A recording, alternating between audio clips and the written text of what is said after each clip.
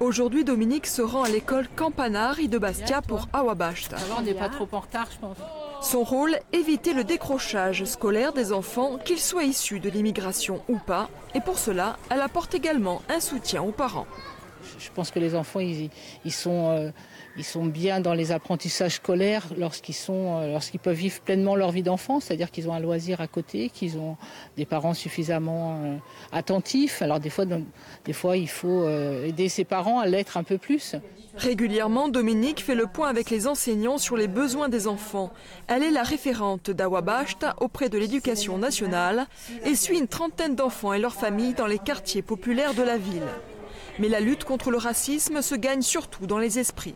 Depuis quelques années, l'association a mis en place une cellule de veille sur Internet pour répertorier et signaler aux autorités les propos racistes les plus litigieux.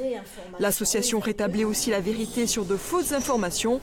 Exemple, les migrants ont tous droit à une CMU. Non, les migrants n'ont pas droit à la CMU. Il faut faire des tas de démarches administratives, il faut être en possession de plusieurs documents administratifs. Et donc le migrant qui débarque n'a absolument pas droit à la CMU quand il débarque. Voilà. La déconstruction des préjugés est tout aussi importante. Cette fois, cela passe par le biais d'une exposition de dessins humoristiques. Une contre-offensive nécessaire, car aujourd'hui les personnes racistes ne se cachent plus vraiment. Maintenant, on est raciste, on l'affiche, on le dit, on l'écrit sur Facebook, sur les réseaux sociaux. On n'a pas honte de le dire et de s'afficher.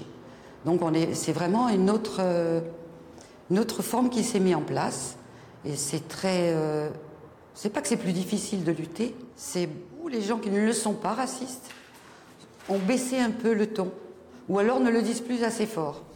Awabashta aide et encadre chaque année 1000 personnes, que ce soit pour des démarches administratives ou simplement pour remplir un chèque.